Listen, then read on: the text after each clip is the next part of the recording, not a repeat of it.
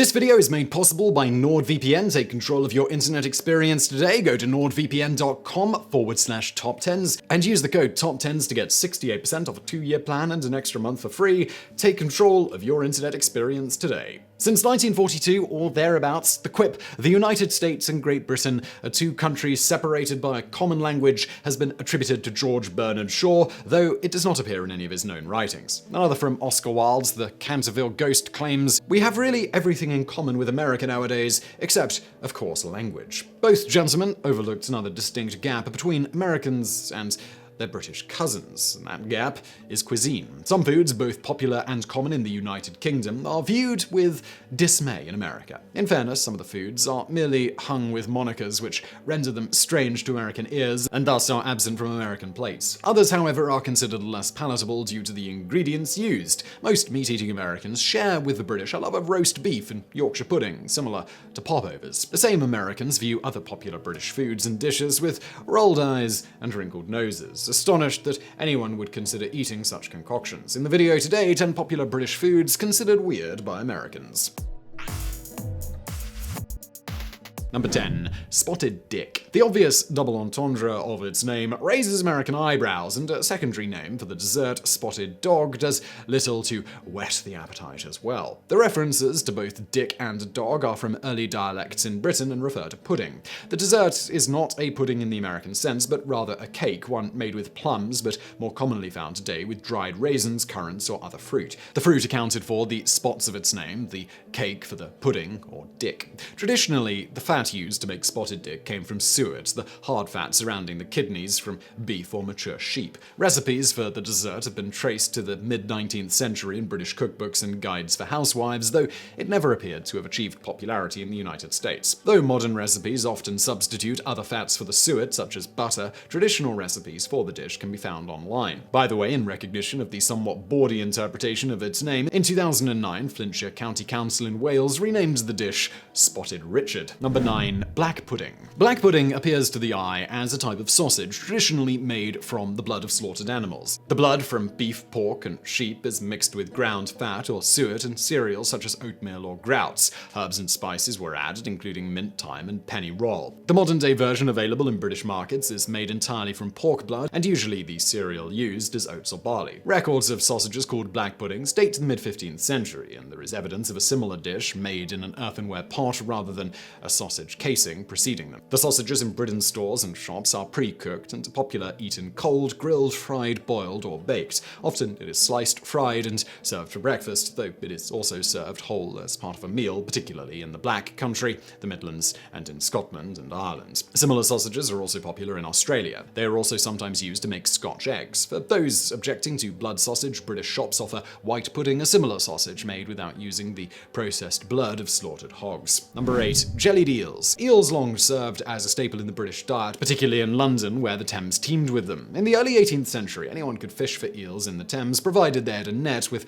which to catch them. Other British streams produced eels as well. Shops featuring eel pies and mash appeared in the 1700s, and another dish made from the fish, jellied eels, soon followed. They remained popular through the 20th century, though in recent years, jellied eels have acquired the panache of a delicacy rather than a popular cheap food for the urban poor. Jellied eels are made by chopping the cleaned fish into pieces, rounds, which are boiled in water, flavored with vinegar, nutmeg, and lemon juice. The eels release gelatin into the water during the boiling. The eel is then cooled in the water, which solidifies into jelly, and the entire gelatinous goo is packaged for consumption. Today, there are fewer eel houses in London, and jellied eel fans find their delicacy in supermarkets and delicatessens, or they can resort to making their own. Number 7. Periwinkles. Periwinkles have long been popular in the United Kingdom, especially so along the coasts and in seaside towns. They are small shellfish, similar to snails, which the French across the Channel eat with Gaelic aplomb.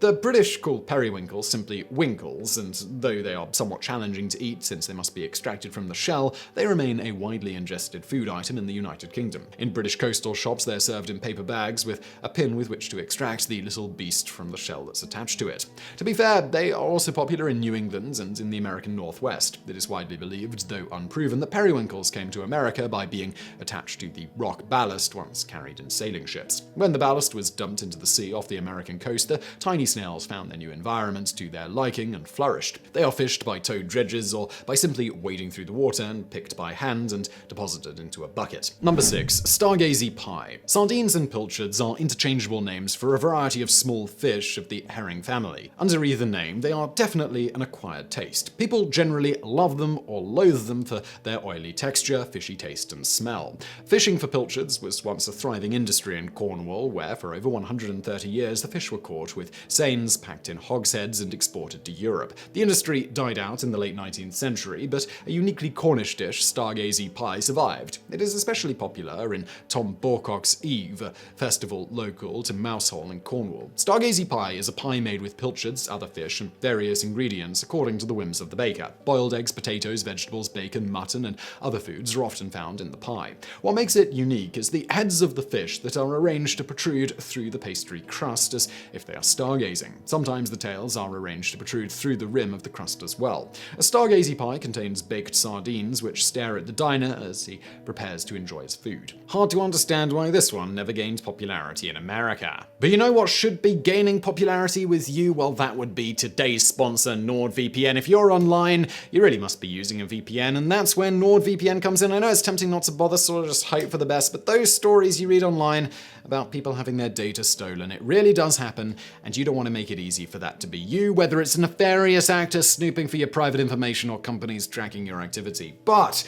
using a VPN can be about so much more. For example, NordVPN lets you access any of its thousands of servers in different countries all around the globe. So if you've hit the ends of your Netflix queue, simply try changing the location of your server and get access to content libraries that, due to licensing agreements, are only available in specific geographic locations. I ran into that with Mad Men in the past and on a few other shows as well. NordVPN is super fast, so watching a video is a breeze. There's no lag whatsoever. If you've ever used VPNs and thought they were slow, well, no more with Nord, and you can use it on all of your devices very easily: Android, Chrome, Windows, Linux, and on 6 different devices with one account. Also, there are no logs kept at all, unlike companies based in the EU or the US. NordVPN is based over in Panama, so they don't have to keep logs at all, which is obviously great for your privacy. So take control of your internet experience right now at nordvpn.com/TopTenz. Use the code TopTenz to get 68% off a 2-year plan and an extra month for free. Take control of your internet experience today, and let's get back to it. Number 5.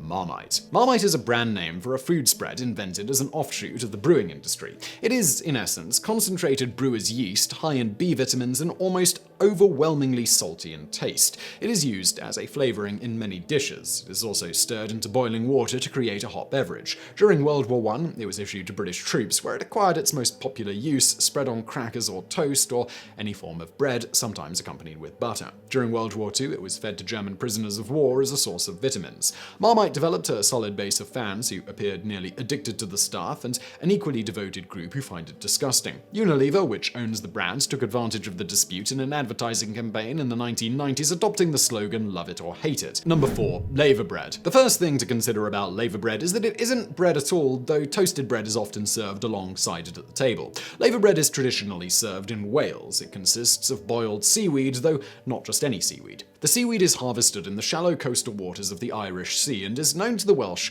as slake. The slake is first harvested, then washed repeatedly, then boiled until it assumes the texture of a mushy, somewhat gooey paste. That's when it's ready for eating. It's often eaten as is, with accompaniments such as bread, and it's also sometimes rolled in oats and then pan-fried to be eaten at breakfast. At other meals, it is eaten as a cold salad or heated as a side dish. The Welsh also enjoy laverbread as the main course, sometimes supplemented with boiled bacon. Yep. Boiled bacon. The actor and famed diamond purchaser Richard Burton extolled the virtues of laverbread when he referred to it in an interview as the Welshman's caviar. Number 3. Haggis. Scotland is credited, perhaps blamed is a better word, for giving the world haggis, though dishes prepared with similar ingredients in the same manner appear throughout the world. Cooking of the offal of an animal using its stomach as the cooking vessel was a common means of eating during a hunt. The Scots version consisted of chopping up the heart, lungs, and liver of a sheep known as the pluck. It is then combined with onion, suet, oats, and whatever spices are available, placed in the sheep's stomach and boiled. Supermarkets in Scotland offer prepared haggis, often in artificial casings rather than a sheep's stomach. It is popular in pubs, fast food restaurants, and even in Indian restaurants throughout Scotland. Technically, haggis is illegal in the United States due to its containing lung, and importing haggis is not allowed. Some American companies make their own versions which do not contain lung and which are always offered in artificial casings. They can be boiled, baked, or fried. A large supply of another product of Scotland, Scotch whisky, may be of use when